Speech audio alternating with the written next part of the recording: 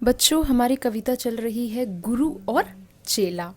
अब तक हमने इसमें पढ़ा है कि भाई गुरु और चेला जो है वो एक अंधेरी नगरी जा पहुँचे हैं। तो गुरु जो है वो तो समझदार था, वो तो वहाँ से चला गया। लेकिन जो चेला था उसे वहाँ का लालच पड़ गया और वो वहीं पर रह गया। और वहाँ पर देखते हैं अब आगे इसमें भाग 2 में क्या होता है गुरु और चेला में। बड़े जानवर का था चमड़ा दिलाया, चुराया न चमड़ा मशक को बनाया। बड़ी है मशक खूब भरता है पानी, ये गलती न मेरी यह गलती बिरानी। तो जो मशक बनाने वाला है वो कहता है कि भाई बड़े जानवर का मुझे चमड़ा दिलाया, तो मैंने तो बल्कि एक भी जो चमड़ा था उसमें से कुछ भी चुराया नहीं और उसकी पूरे चमड़े की मशक बना दी। बड़ी है मशक खूब भरता है पानी, और ये इतनी बड़ी बनाई है कि इसमें अच्छे से पानी भरता है। ये गलती न मेरी ये गलती बिरानी। तो वो कहता है कि ये गलती मेरी नहीं है। तो आगे अब राजा क्या कहता है मंत्री की गलती तो मंत्री को लाओ, हुआ हुक्म मंत्री को फांसी चढ़ाओ। चले मंत्री को लेके जल्लाद फौरन, चढ़ाने को फांसी उसी दम उसी क्षण। तो राजा क्या कहता है कि भाई अब उस मंत्री को बुलाओ, अगर मंत्री की गलती है, और इसको फांसी पर चढ़ाओ। तो मंत्री को जो जल्लाद जल्लाद यानी जो फांसी पर चढ़ाने वाला इंसान होता है वो उसे फौरन उसी क्षण फांसी पर चढ़ाने के लिए चल देते हैं। अब आगे क्या होता है।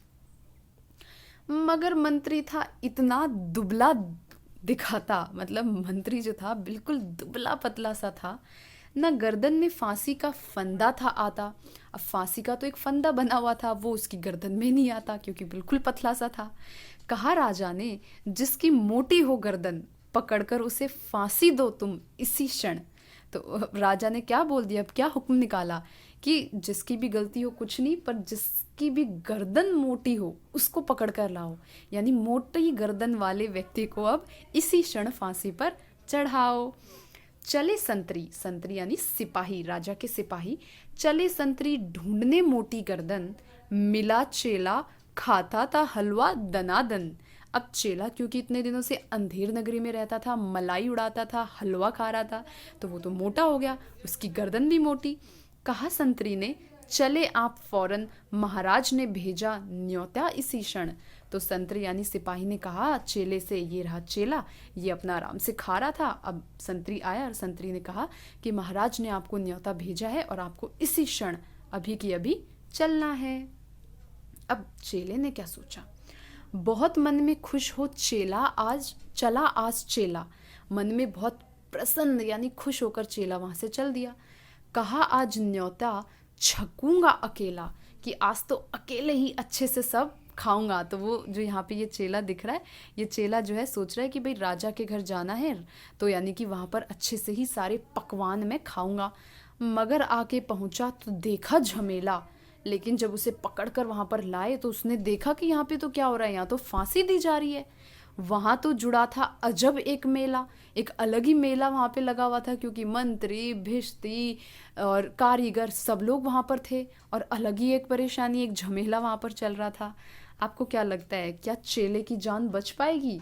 क्या इस अंधेर नगरी और इस अनबूझ राजा से वो बच पाएगा चेला? आगे देखते हैं। यह मोटी है गर्दन, यह मोटी है गर्दन, इसे तुम बढ़ाओ। कहा राजा ने इसको फांसी चढ़ाओ। राजा ने उसको देखकर कहा कि भाई इसकी गर्दन बड़ी मोटी है, इसको जल्दी से फांसी चढ़ाओ। कहा चेले ने कुछ खता तो बताओ, खता यानी कोई गलती तो बताओ कि क्यों फांसी पर चढ़ा रहे हैं। कहा राजा ने चुप, न बकबक मचाओ। राजा ने एकदम से कहा चुप, यहाँ बकबक करने की जरूरत नहीं है। मगर मगर था न बुद्धू न चालाक चेला, लेकिन चेला जो था वो इतना भी बुद्धू नहीं था, है ना। मचाया बड़ा ही वहीं पर झमेला, और बहुत ही वहीं पर झमेला यानी वहीं परेशानी खड़ी कर दी, वहीं कुछ कुछ बोलने लगा। क्या बोला? कहा पहले गुरुजी के दर्शन कराओ, मुझे बाद में चाहे फांसी चढ़ाओ। तो अब चेले की जान जो है वो फंस गई है, मुसीबत में आ गई है। तो उसने कहा कि भाई मैं तो अपने गुरुजी के दर्शन किए बिना फांसी पर नहीं चढ़ूंगा, तो पहले मुझे अपने गुरुजी के दर्शन कराओ और उसके बाद भले ही तुम मुझे फांसी पर चढ़ा देना। तो अब जो गुरुजी थे वो तो समझदार, पहले ही वहाँ से निकल गए थे, लेकिन अब चेले की जान संकट में, तो गुरुजी को बुलाया। गुरुजी बुलाए गए झट वहाँ पर, कि रोता था चेला खड़ा था जहाँ पर। तो गुरुजी बुलाए गए और उसका चेला अब रोता हुआ उसे मिला। गुरुजी ने चेले को आकर बुलाया, तुरंत कान में मंत्र कुछ गुनगुनाया, और कान में गुरुजी ने उस अपने चेले के कान में कुछ मंत्र जो है वो गुनगुनाया, मंत्र बताया। अब क्या मंत्र था वो भी अभी पता चलेगा। झगड़ने लगे फिर गुरु और चेला, कुछ कान में कुछ बोला गुरु ने अपने चेले के, और फिर आपस में एक दूसरे से झगड़ा करने लगे। मचा उनमें धक्का बड़ा रेल पेला, और उनके बीच में आपस में धक्का मुक्की हो गई, यानी कि वो एक दूसरे से झगड़ने लगे। गुरु ने कहा फांसी पर मैं चढ़ूंगा, कहा चेले ने फांसी पर मैं मरूंगा। तो यानी कि दोनों ही झगड़ने लग गए। गुरु कहता मैं फांसी पे चढ़ूंगा, चेला कहता नहीं मैं मरूंगा फांसी से। अब ये दोनों का ये झमेला देखकर सब लोग चौंक गए कि ये हो क्या रहा है आखिरकार। हटाए ना हटते अड़े ऐसे दोनों ही ऐसे अपनी अपनी बात पर अड़ गए। छुटाए न छूटते लड़े ऐसे दोनों, और दोनों इतनी तेज आपस में लड़ने लग गए कि किसी से छूट भी नहीं रहे। बड़े राजा फौरन कहा बात क्या है। गुरु ने बताया करामात क्या है। तो राजा जो है आगे बढ़े और गुरुजी से पूछे आखिरकार ये झमेला किस बात का, क्या बात है। तो गुरु ने बताया कि आखिर क्या करामात है, यानी कि आखिर बात क्या है, क्या बात हो सकती है। अब देखते हैं हम आगे। चढ़ेगा जो फांसी मुहूर्त है ऐसी, चढ़ेगा जो फांसी मुहूर्त है ऐसी, न ऐसी मुहूर्त बनी बढ़िया जैसी। वह राजा नहीं चक्रवर्ती बनेगा, यह संसार का छत्र उसी पर तनेगा। तो गुरुजी ने अपना दिमाग चलाया और राजा से कहा कि ऐसी फांसी का मुहूर्त, यानी ये जो मुहूर्त है वो ऐसा है कि जो भी इस वक्त फांसी पर चढ़ेगा वो राजा नहीं बल्कि चक्रवर्ती, यानी राजाओं का भी राजा बनेगा, और इस संसार का छत्र यानी सारा जो संसार है वो उसके अधीन होगा। यानी कि ऐसे किसने बोले हैं, गुरु ने। किसको, उस मूर्ख राजा को। अब राजा गया पड़ में, राजा सोच में पड़ गया।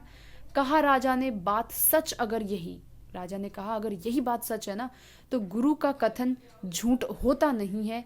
कहा राजा ने फांसी पर मैं चढ़ूंगा, इसी दम फांसी पर मैं ही टंगूंगा। तो गुरु का कथन, उसने कहा कि गुरु का कथन तो झूठ होता नहीं है। तो राजा ने कहा कि अब तो फांसी पर मैं ही चढ़ूंगा और इसी दम फांसी पर मैं ही टंगूंगा, यानी कि फांसी तो मुझे ही लगनी चाहिए। किसको, उस मूर्ख राजा को। ये है मूर्ख राजा। चढ़ा फांसी राजा, बजा खूब बाजा। जैसे राजा जो है वो फांसी पर चढ़ा, खूब बाजे बजाए गए। प्रजा खुश हुई जब मरा मूर्ख राजा। प्रजा बहुत प्रसन्न हुई कि कम से कम ये मूर्ख राजा जो है ये मरा। बजा खूब घर घर बधाई का बाजा। घर घर में बधाइयाँ, यानी कि बजी। थी अंधेर नगरी, था अनबूझ राजा। क्योंकि वो अंधेर नगरी थी, वहाँ का राजा अनबूझ था, यानी कि मूर्ख था। यानी कि उस नगरी के जो सारे लोग थे वो उस मूर्ख राजा से परेशान थे। क्योंकि जो व्यक्ति मूर्ख होता है वो सही फैसले नहीं कर पाता है, सही न्याय नहीं कर पाता है। इसीलिए वो नगरी के लोग सारे उस राजा से दुखी थे। और जैसे ही वो राजा अपनी मूर्खता के कारण खुद ही फांसी पर चढ़ गया तो सारे ही लोग वहाँ पर प्रसन्न हो गए, और इस तरीके से चेले और गुरु की जान भी बच गई। और उसके बाद चेले को भी इस बात समझ में आ गई होगी कि भाई कभी भी हमें लालच नहीं करना चाहिए, क्योंकि लालच करने से हमारी जान को आगे खतरा भी हो सकता है। इस कविता को लिखा है सोहनलाल द्विवेदी ने। ये हैं इस कविता के कवि।